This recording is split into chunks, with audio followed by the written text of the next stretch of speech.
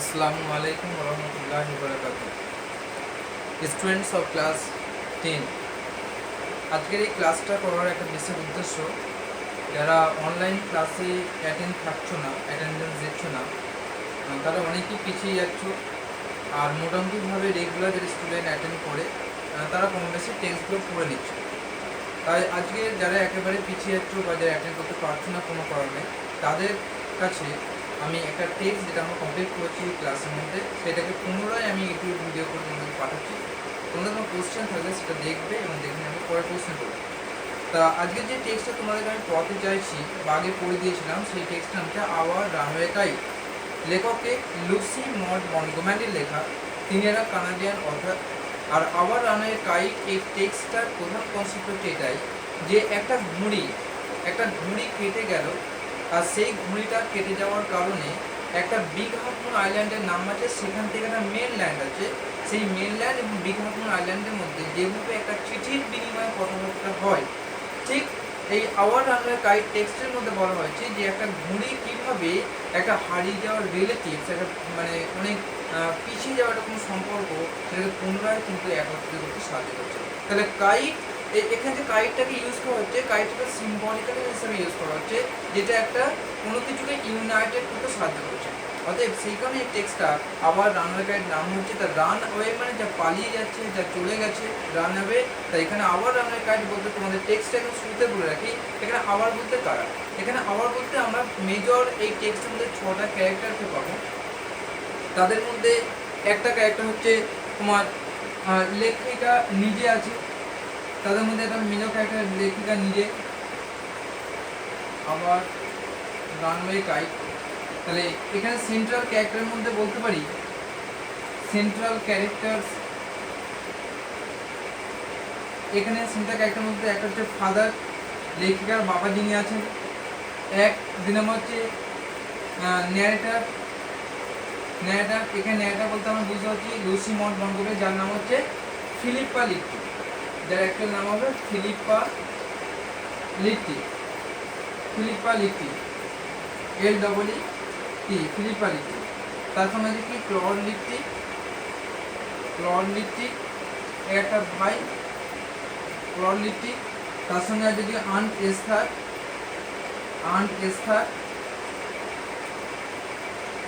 Esther. তারপরে তার ছেলে এবং মেয়ে দুজন ক্যারেক্টার আছে, ডিক অ্যান্ড মিমি। এই যে মেন ক্যারেক্টার, যারা 6টা যে মেন ক্যারেক্টার, এই 6টা মেন ক্যারেক্টারকে নিয়ে আবার রানওয়ে কাইট টেক্সটটা পুরোপুরিভাবে ব্যাখ্যা করা হয়েছে। কনসেপ্টটা কি বললাম, কনসেপ্টটি ইউনিট 1, ইউনিট 2, ইউনিট 3। ইউনিট 1-এ লেখিকা জানতে চাইছে তার বাবার কাছ থেকে যে তাদের কোনো রিলেটিভ নেই কেন, এবং ইউনিট 2 গিয়ে দেখা যাচ্ছে যে একটা সামার বিগ হাফ মুন, যখন সামার সিজন আসে তখন বিগ হাফ মুনটা কেমন লাগে, আর কিভাবে তার ভাই অর্থাৎ লেখিকার ভাই ক্লড সে কীভাবে ঘুড়ি তৈরি করা শিখেছিল, আর সে ঘুড়িটাকে ওড়ানোর কীভাবে চেষ্টা করছিল, এবং ঘুড়িটা কোনো কারণে ছিঁড়ে যায়, তারপর তারা কী করেছিল। ইউনিট 3 ডেসক্রিপশন হচ্ছে এরকম যে ঘুড়িটা একটা সময় ছিঁড়ে চলে গেল, এবং আইল্যান্ড বলছে এখান থেকে অনেকটা ভিতরে একটা জায়গা আছে ইনল্যান্ড, যে জায়গাটার নাম করা হচ্ছে ইনল্যান্ড। বলছে সেই ইনল্যান্ডে কোনোভাবে সেই আন্ট এস্থারের ছেলে মেয়ে ওই হারিয়ে যাওয়া ঘুড়িটাকে খুঁজে পায়, এবং পরে সেই ঘুড়িটার কারণে তারা আবার কী করে তাদের পুরানো ফিরে যাওয়া সেই সম্পর্কটাকে তারা কিন্তু আবার পুনরায় একত্রিত করতে পেরেছিল। এবং এইভাবেই হচ্ছে একটা কাইটের মধ্যে দিয়ে তাদের হারিয়ে যাওয়ার সম্পর্ক কিন্তু ডিসক্রিপশন করা হচ্ছে এই টোটাল এন্টায়ার টেক্সটের মধ্যে, যে আওয়ার রানওয়ে কাইট। আজকে আমি তোমাদেরকে ইউনিট 1টা প্রথম পড়ে শোনাচ্ছি যে ইউনিট 1টার মধ্যে কী বলতে চাওয়া হয়েছে। Of course, there was nobody for us to play with on the big half moon. তাহলে অবশ্যই there was nobody, কেউই নেই। কোথায় নেই, এখানে দেয়ার বলতে যে প্লেসটাকে মেনশন করানো হয়েছে, সেই প্লেসটা অ্যাকচুয়ালি হচ্ছে big half moon. Big half moon আমরা বাংলায় বলতে পারি অর্ধ চন্দ্রাকৃতি যে বালিয়াড়িগুলো দেখা যায়, তাহলে অর্ধ চন্দ্রাকৃতি বলা হচ্ছে বিগ হাফ মুন। তাহলে of course there was nobody for us to play on the big half moon. লেখিকা তারা নিজেদেরকে বলছে যে অবশ্যই বিগ হাফ মুনে আমাদের সঙ্গে খেলা করার জন্য অবশ্যই কেউ ছিল না। We just had to make the most of each other and we did. আর আমরা কি করতাম, মোস্ট অফ ইচ আদার, আমি আমার ভাই যে ক্লড আছে, বাবা আছে, আমি আমার ভাইয়ের সঙ্গে ম্যাক্সিমাম সময়টা খেলতাম বিগ হাফ মুন আইল্যান্ডে। তা আমি আমার ভাইয়ের সঙ্গে বেশিরভাগ সময়টা কাটানোর চেষ্টা করেছি, অ্যান্ড উই ডিড, আর আমরা সেইভাবে কিন্তু সময়টা কাটিয়েছিলাম। তাহলে এখানে দেখো we just had to make the most, তাহলে আমাদেরকে ওটা মানিয়ে নিতে হয়েছিল অথবা আমাদেরকে অ্যাডজাস্ট করতে হয়েছিল এবং আমরা তাই করেছিলাম। We live on a big half moon island, আমরা কি করতাম, একটা বিগ হাফ মুন আইল্যান্ড, ধরো একটা মেনল্যান্ড যদি থাকে, সেই মেনল্যান্ড থেকে কিছুটা দূরে একটা ছোট দ্বীপ আছে, চারিদিকে কিন্তু সমুদ্র বেষ্টিত জায়গা, এরকমের যে দ্বীপ আছে সেটা দেখতে একটা কি অর্ধচন্দ্রাকৃতি, তাই এর নাম হচ্ছে বিগ হাফ মুন আইল্যান্ড। তাই বলা হয়েছে we live on the big half moon island, আমরা একটা বড় বিগ হাফ মুন আইল্যান্ডে কি করতাম, বাস করতাম। এবার কোশ্চেন হবে তাহলে উই কারা, ঠিক আনসারের মধ্যে বলছেন we are father and Claude and Ann and I and Ann Esther and Mimi and Div, বলছে আমরা বলতে বাবা, আমি লেখিকা নিজে, আমার ভাই ক্লড, আমার আন্টির নাম হচ্ছে আন্ট এস্থার, আন্ট এস্থারের ছেলে মেয়ে নাম হচ্ছে মিমি এবং দীপ, এই এদের সকলকে নিয়ে হচ্ছে আমরা। It used to be only father and Claude and I, কিন্তু এই যে বিগ হাফ মুন আইল্যান্ডে আমরা কে কে থাকতে, মাত্র তিনজন, বাবা, লেখিকা নিজে এবং তার ভাই ক্লড। তোমাদের কোশ্চেন হবে তাহলে বাকি যে ছজনের কথা বলছেন, তাহলে বাকি তিনজন কোথায় গেল, এই যে তিনজন নেই, এই তিনজনকে কাইটটা কি করবে, কানেক্ট করবে। শেষে আমরা এন্টায়ার টেক্সটটা পড়লে বুঝতে হবে যে কীভাবে তাদের আত্মীয়তা একটা ডিসকানেক্ট সেপারেশন তৈরি হয়েছিল, পরে তারা আবার কীভাবে একত্রিত হয়ে যায়। So it is all on account of the kite that there are more of us. This is what I want to tell you about. তখন এবার লেখিকা এটা বলতে চাইছে যে it is all on account of a kite, যে একটা ঘুড়ির কারণে, একটা ঘুড়ির কারণে, on account of the prepositional phrase, তাহলে একটা ঘুড়ির কারণে কি হচ্ছে, দেয়ার আর মোর অফ আস, আমরা যে এখন তিনজন আছি, কোনো একটা ঘুড়ির কারণে আমরা সকলে আবার একত্রিতভাবে ছজন হয়ে গিয়েছিলাম। And this is what I want to tell you about, the লেখিকা আমাদের যেটা বলতে চাইছেন যে আমাদের এই আত্মীয়তা সম্পর্ক হারিয়ে গিয়েছিল আর একটা ঘুড়ির কারণে আমরা আবার কীভাবে একত্রিত হলাম, সেই ঘটনাটা টোটাল কিন্তু টেক্সট ইউনিট 2 এবং ইউনিট 3 এর মধ্যে ডেসক্রিপশনটা দেওয়া হয়েছে। তাহলে this is what I want to tell you about, তাহলে এটাকে নাউন ক্লজে কানেকশন আমরা করতে পারছি যে this is what I want to tell you about, তাই নাউন ক্লজে কি হবে, object to a noun. Father is the keeper of the big half moon lighthouse, বাবা কি করতেন, বলছে এখানে এই যে বিগ হাফ মুনের কথা বলছে, এখানে একটা বিশাল লাইট হাউস ছিল। লাইট হাউস মানে কি, একটা বাতি ঘর বলতে পারি। কেন লাইট হাউস ইউজ করা হয়, সাধারণত কি হয়, কোনো জাহাজের দিক নির্ণয়ের জন্য আমরা আগে কি করতাম, পোল স্টার ইউজ করে দেখতাম। তাহলে বিগ হাফ মুন আইল্যান্ডে কোনো জাহাজ যদি এখানে আসে দিক নির্ণয় করতে পারে, যেখানে একটা এখানে লাইট হাউসের ব্যবস্থা করে থাকতো। আর এই লাইট হাউসের দেখাশোনা যে দায়িত্বে ছিলেন তাদের লেখিকা, অর্থাৎ এখানে লুসি মট মন্টগবরি, তার নিজের বাবা সেখানে দেখাশোনা করতেন। Father is the keeper of the big half moon lighthouse, বাবা ছিলেন সে বিগ হাফ মুন লাইট হাউসের একজন রক্ষক।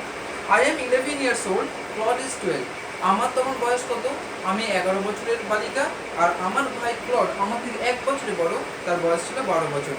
ইন উইন্টার, যখন শীতকাল আসতো বিগ হাফ মুন আইল্যান্ডে, when the harbour is frozen over, যখন টোটালি বিগ হাফ মুন আইল্যান্ডটা পুরো বরফে, ফ্রোজেন মানে পুরো বরফের চারিদিকে, যেহেতু সমুদ্র বেষ্টিত জায়গা, তো চারিদিকে কত বরফের পুরোপুরিভাবে কিন্তু ঢাকা পড়ে যেত।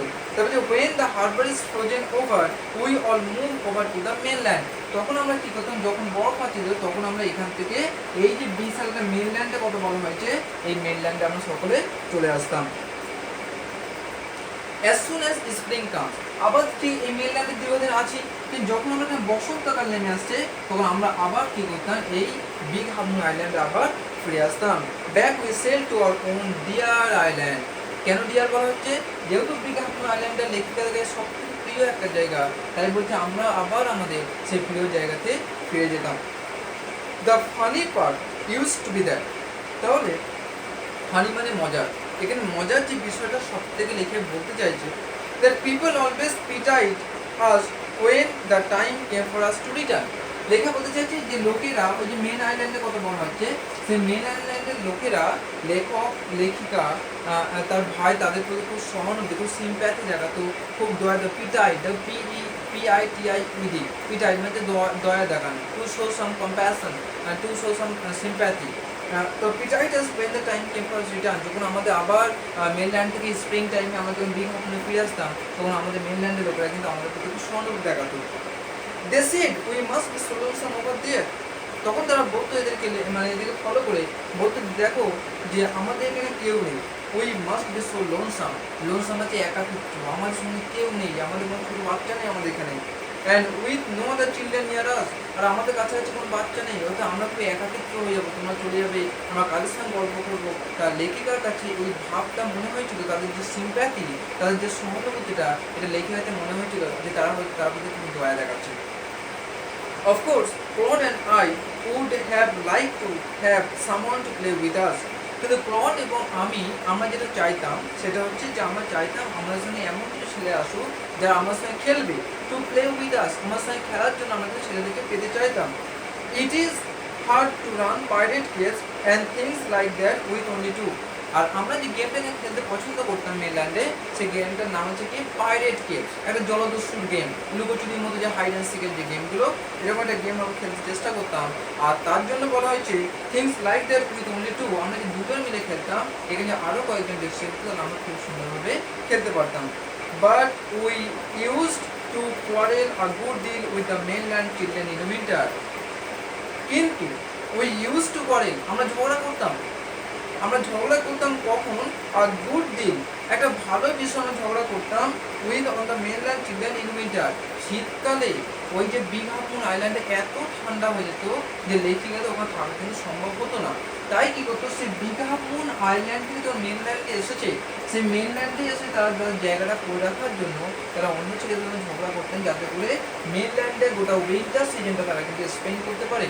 আর যখন আবার টাইম শেষ হয়ে যাবে তখন তারা কী করবে, আবার বিগ হাফুন আইল্যান্ডে ফিরে আসবে। So it was perhaps just as well that there were none of them on the Big Half Moon. আরও একটা কারণ কি বলতে চাইছে যে কেন তারা এই মেনল্যান্ডে এসে বিস্তারিত থাকার জায়গা রেডি করতো উইন্টারে। এক হচ্ছে তো এখানে ফ্রোজেন ওভার হয়ে যায় বিগ হাফ মুন আইল্যান্ডটা, আর তার সঙ্গে যে মেনল্যান্ডটা উইন্টার সিজনে খুব ভালো লাগতো। আর যেহেতু বিগ হাফ মুন আইল্যান্ডে তাদের সঙ্গে খেলার মতো কেউ ছিল না, তাই তারা কী করতো, none of them on the big half moon, কেউ ছিল না, তাই যেহেতু মেনল্যান্ডে কেউ ছেলের সঙ্গে খেলার সুযোগ পেত, তাই তারা মেনল্যান্ডে গোটা উইন্টার সিজনে থাকার চেষ্টা করতো। So clod and I never quarrel, এবং ক্লড এবং আমি কিন্তু কখনোই কোনো বিষয় নিয়ে ঝগড়া করিনি। নেক্সট পার্টে কি বলছে, নেক্সট বলছে to be sure father didn't seem to have an relation etcetera. আমি নিশ্চিত করে বলতে পারি, লেকচার বলছে যে আমরা নিশ্চিত হতে পারি যে বাবার কোনো আত্মীয়তা ছিল না, যেহেতু তারা যখন বড় হয়েছে তারা দেখছে তার কোনো বাবার রিলেটিভস নেই, অথবা সে ধরে নিচ্ছে তার কোনো আত্মীয়তা নেই। তাই বলছে to be sure father didn't seem have an relation etcetera. তাই আমার মনে হয়েছে, আমাদের মনে হয়েছে, আমরা নিশ্চিত যে বাবার কোনো আত্মীয় ছিল না। This use to project Claude and me, কিন্তু এই যে আমাদের কোনো আত্মীয়তা নেই, এই বিষয়টা লেখিকা এবং তার ভাই ক্লডকে দারুণভাবে কিন্তু চিন্তায় ফেলেছে, পাজেল, তারা হতভম্ব হয়ে যেত, তারা ভাবতে শুরু করতে হয় বাবা এই কি আমাদের কোনো রিলেটিভস নেই কেন, এগুলো পাজেল করতো। Everybody on the mainland had relation, যে ওই যে মেনল্যান্ডে গিয়েছিলাম সেই মেনল্যান্ডে প্রত্যেকটা আত্মীয় আছে, প্রত্যেকের সঙ্গে প্রত্যেকের রিলেশন আছে, তো আমাদের নেই কেন, হোয়াই হ্যাডেন্ট ইউ, আমাদের কোনো রিলেটিভস নেই কেন। Was it because you live on an island? এটা কারণ কি আমরা যে big half moon island mainland থেকে এখন আলাদা হয়ে এক বিগ হাফ মুন আইল্যান্ডে বাস করি, এই কারণে কি আমাদের কোনো আত্মীয়তা নেই? We thought it would be so jolly to have an uncle and aunt and some cousin. কত আনন্দের বিষয় হতো যদি আমাদের সঙ্গে আমাদের আন্টি, আমাদের আঙ্কেল, অথবা আমাদের কোনো কাজিন তারা যদি থাকতো। এখানে একটা ওয়ার্ড বলে to be so jolly, JOLY, jolly, jolly খুব আনন্দ, খুব খুব সুন্দর, খুব মনোরম ব্যাপার, একটা জলি আনন্দের ফুর্তি, তাহলে বলতে কত না আনন্দ আমরা করতাম। Once we asked father about it, একবার আমরা বাবাকে জিজ্ঞাসা করলাম, কি জিজ্ঞাসা করলাম, যে আমাদের কোনো আত্মীয়তা নেই কেন। But he looks so sorrowful that we wished we had. আর বাবাকে জিজ্ঞাসা করার মুহূর্তে বাবাকে এত দুঃখিত মনে হচ্ছিল যে আমাদের মনে হলো না আমাদের আর কোনো আত্মীয়তা নেই। He said it was on spot, বাবা শুধু এতটুকু বললেন যে আজ তোমরা যে প্রশ্নে জিজ্ঞাসা করছি যে আমাদের আত্মীয় নেই কেন, যার প্রধান কারণ হচ্ছে সেটা আমার দোষ। Claude and I didn't understand what he mean, Claude এবং আমি বুঝতেই পারলাম না আসলে বাবা কি বলতে চাইছিলেন। তাহলে এই কনসেপ্টটা আমাদের ইউনিট 1 পার্ট থেকে আমাদের শেষ হয়ে যাচ্ছে। তাহলে যে বাবা কি বলতে চাইছে এটা আমরা কিন্তু বুঝতে পারলাম না। ইউনিট 2 কনসেপ্টটা হচ্ছে এরকম, it is always lovely on the big half Moon in summer. আর যখন গ্রীষ্মকাল পড়তো সামার সিজনে, তখন বিগ হাফ মুন আইল্যান্ডটা খুব সুন্দর হয়ে যেত। হোয়েন ইট ইজ ফাইন, কি হতো, the harbour is blue and calm with little winds and ripples, মানে যখন বসন্তকাল আসতো, তখন সে হারবারটা খুব সুন্দর হয়ে যেত, একটা শান্ত পরিবেশ তৈরি হতো, আকাশটা ব্লু হয়ে যেত, আর ছোট লিটিল ওয়েভ, ছোট ঢেউ খেলতো, আর রিপেল নদীর ঢেউয়ের সঙ্গে সঙ্গে ছোট ছোট ঢেউ খেলতো। এইগুলো কিন্তু বাতাস বইতে নদীর ঢেউটা কিন্তু ওদের পুরোটা বইছে বিগ হর্ন আইল্যান্ডটা যে সামার সিজনে কত সুন্দর দেখলে তার ডেসক্রিপশনটা প্রথমেই দিলেন। Every summer we have some hobby, প্রত্যেকটা সামারে উই হ্যাড সাম হবি, যে আমাদের একটা করে ইচ্ছা থাকবে। হবি মানে কি, শখ, আমরা এটা করতে ভালো লাগে, আমার সেটা করতে ভালো লাগে, কারো কি একটা একটা প্যাশন থাকে, যে কোনো জিনিস করাতে একটা ইচ্ছা থাকে, সেটা একটা হবি। তাই এখানে লেখিয়ে দেবে কিন্তু হবি থাকতো। The last summer before Dick and Mimi came, যে মিমি এবং ডিক এরা আসার 1 বছর আগে যে গ্রীষ্মটা আমরা পেয়েছিলাম, we were crazy about guides, আমরা ঘুড়ি তৈরি করার জন্য ভীষণ ব্যস্ত ছিলাম, পাগলামো করছিলাম, ঘুড়ি তৈরি করার জন্য একেবারে যেমন তেমন হয়ে পড়তাম, ক্রেজি ক্রেজি বা কোনো জিনিস করতে চাইছি, করার জন্য আমি খুব ইচ্ছা পোষণ করছি, আমি করবো, আমি এটা করবো, I am quite crazy about, তাহলে আমি ক্রেজি বলছি। অ্যান্ড তখন বলছে a boy on the mainland showed Claude how to make them, আর যখন তারা মেনল্যান্ডে এসেছিল ক্লডকে কেউ একজন শিখিয়েছিল একটা ঘুড়ি কীভাবে তৈরি করতে হয়। ব্যাক অন অ্যান আইল্যান্ড, আমরা এই আইল্যান্ডে ফিরে এসে we made plenty of kites, আমরা অনেক ঘুড়ি তৈরি করেছিলাম একটা একটা করে। And Claude would go around to the other side of the island, Claude দৌড়ে একটা অন্য আইল্যান্ডে একটা দিকে চলে যেত। And we would play shipwreck mariners signalling to each other with kites, আর আমরা কি করতাম, এইভাবে ঘুড়ি ওড়ানোর মধ্য দিয়ে আমরা একটা শিপব্রেক ম্যানারের মতো খেলা করতাম। আমি ঘুড়ি ওড়াতাম, তাকে সিগন্যাল দিতাম, সেই ঘুড়ি আমার সাথে নিত, এইভাবে ঘুড়ি ওড়ানোর মধ্য দিয়ে তারা একে অপরকে সিগন্যাল দিয়ে শিপব্রেক ম্যানারের মতো করে একটা গেম খেলতো। তাহলে দুটো গেমের কথা এই টেক্সটের মধ্যে আছে, একটা হচ্ছে পাইরেট কেপসের গেম, আর হচ্ছে শিপব্রেক। শিপব্রেক মানে জাহাজ ভেঙে যাওয়া, ম্যাগনাস মানে নাবিক। তো যখন জাহাজ ভেঙে যায় তো নাবিকদের যে অবস্থাটা হয়, সে অবস্থা নাবিকে একেবারে খোঁজার জন্য যে ব্যবস্থাটা করে, ঠিক সেটাকে কিন্তু এখানে ডেসক্রাইব করা হয়েছে। We have a kite that was big and covered with lovely red paper, আমাদের একটা ঘুড়ি ছিল, যে ঘুড়িটাকে একটা বড় ঘুড়ি ছিল এবং সেটা লাল কাগজ দিয়ে সুন্দর করে মোড়া ছিল। ওই pasted gold tinsel stars all over it, আর সেই ঘুড়ির উপর কী করতাম, ধরো একটা বড় ঘুড়ি, আর সেই ঘুড়ির উপরে আমরা সুন্দর করে এরকম স্টার করে দিতাম বিভিন্ন রকমের ভাবে গোল্ড টিনসেল, টিনসেল হচ্ছে চুমকি, যে একটা চকচকে চুমকি বসাতাম। আর কি করতাম, and we have written our names full on it, আর আমরা আমাদের এখানে এই ঘুড়ির উপরে পুরোপুরি নাম লিখতাম, ফিলিপা লিখতি, ক্লড লিখতি, বিগ হাফ মুন, এইভাবে ঘুড়িতে আমরা কিন্তু চিঠিতে যে বিষয়গুলো লিখি লিখে বলতে যে আমরা ঘুড়িতে কিন্তু এইভাবে আমাদের নাম লিখতাম, ক্লড লিখতি অ্যান্ড ফিলিপা লিখতি, Big half moon, lighthouse, এইভাবে ঘুড়ির মধ্যে লিখে থাকবে। তাহলে বুঝতে পারছো যে একটা লেটার যেভাবে কাজ করে ঠিক ঘুড়িটা কিন্তু সেই লেটারের মতো করেই কাজ করবে। One day there was grand wind for kite fly, একদিন এই ঘুড়ি ওড়ানোর জন্য ভীষণ বাতাস বইছিল, একেবারে জোরে বাতাস বইছে, যে বাতাসে আমরা সহজে ঘুড়ি ওড়াতে পারি। I am not sure how it happen, লিখে তখন বলছে আমি বুঝতে পারলাম না এই ঘটনাটা কীভাবে ঘটেছিল, কী ঘটনা ঘটেছিল। But as I was bringing the kite from the house, যখন বাড়ি থেকে ঘুড়িটা আমি বয়ে বয়ে নিয়ে আসছিলাম, I tripped and fail over the rock, কোনো কারণে দুর্ভাগ্যক্রমে আমি একটা পাথরে একটা আঘাত খেলাম, পাথরে একটা হোঁচট খেলাম, আর আমি একবার ঘুড়ির উপরে গিয়ে পড়লাম। আর কি হলো, my elbow went clear through the kite making a big hole, তখন দেখা যাচ্ছে আমার এই কনুইটা, এলবো কনুইটা ঘুড়ির ভিতরে ঢুকে গেল, আর ঢুকে গিয়ে একটা বড় ঘুড়িটাকে ছেঁড়ে গেলো, এখানে তার একটা বড় মতো ছিঁড়ে গেলো। এবারে কেউ ঘুড়ি উঠবে না, তাহলে এটাকে কী করতে হবে, পেস্ট করতে হবে, একটা কাগজ দিয়ে সেটাকে চিটে দিতে হবে। We had to hurry to fix the kite if we wanted to send it up before the wind fell. বলছে আমরা যদি ঘুড়িটাকে এই বাতাসে ওড়াতে চাই, তাহলে we had to hurry to fix, তাহলে আমাদের খুব তাড়াতাড়ি করতে হবে যাতে করে আমরা এই ছেঁড়া জায়গাটাকে তাড়াতাড়ি মেরামত করে আবার ঘুড়িটা হাওয়াতে ওড়াতে পারি। We rushed into the lighthouse to get some paper, আমরা সঙ্গে সঙ্গে দৌড়ে, রাশ মানে দ্রুত দৌড়ে যাওয়া, আমরা দৌড়ে গেলাম সেই বিগ হাফ মুন লাইট হাউসের যেটা জায়গা ছিল সেখানে দৌড়ে গেলাম যাতে করে কোনো কিছু খুঁজে পাই। We knew there was no more red paper, আমরা জানতাম আর এই রেড পেপারটা কিন্তু সেখানে আর নেই, যেটা ছিল সেটা ঘুরে তৈরি করে নিয়েছে, আর কোনো রেড পেপার সেখানে পড়ে নেই। We took a first thing that came handy, বলছে আমরা সেই জিনিসটা যেটা আমাদের হাতে প্রথমে এসেছিল সেটাই আমরা নিলাম। অ্যান্ড ওল্ড লেটার, তাহলে এই যে কনসেপ্ট এসে গেল লেটার, একটা পুরানো চিঠির কথা এখানে বলা হয়েছে, lying on the bookcase in the sitting room, বাবা যেখানে বসতেন সেই বাবার বসার জায়গা তাক, একটা বুক কেস বই রাখা হয় যেখানে, সেই বুক কেসের উপরে একটা চিঠি কিন্তু রাখা ছিল। আমার ওই চিঠিটা আমার পুরো হাতে চলে এলো।